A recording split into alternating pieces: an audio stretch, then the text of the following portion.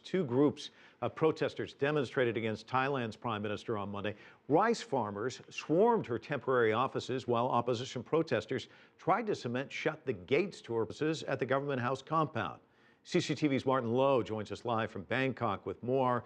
And Martin, we understand protesters have thwarted a move to reopen the government house. How was that achieved? Yes, protesters have been swarming back to government headquarters, government house, with more arriving all the time. This is another direct challenge to the authorities here. The government told police that they must retake 5 of the protest sites, starting with Government House, where the Prime Minister has her office. It's been occupied by protesters for more than 2 months, forcing the Prime Minister out. Now, on Friday, police did regain control there, but largely because many of the protesters had already moved out to go elsewhere. But following that, officials began a cleanup in readiness for the return of the Prime Minister. Obviously, this would have been something which had huge symbolic value, but now that's been thwarted by the protesters. They've returned to Government House once again in very large numbers, and once again they've taken control. They've blocked access roads around the building, and they've sealed entrances by pouring concrete over piles of sandbags blocking the main gates. Now, they say they'll remain there for at least the whole of this week.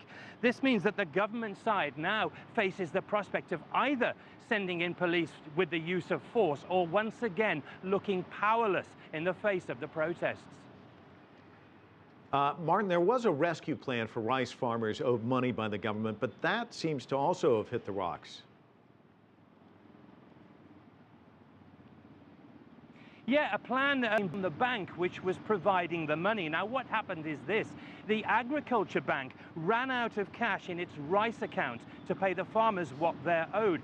So the government's own savings bank stepped in to lend it money to prop up the scheme. But as soon as it became known what was happening, people across Thailand rushed to withdraw their money from the savings bank. Around $1 billion was taken out in just one day. Now, as a result, the agriculture bank has said it will stop using those funds and it's returned them to the savings bank. Now, what's not clear is whether this was genuine concern on the part of people who were worried about the future of the government and the fact that they possibly might lose their money, or whether in fact it was a deliberate tactic by the protest side to scupper the plan and put further pressure on this government. Either way, the losers are the farmers, who once again continue to face financial hardship.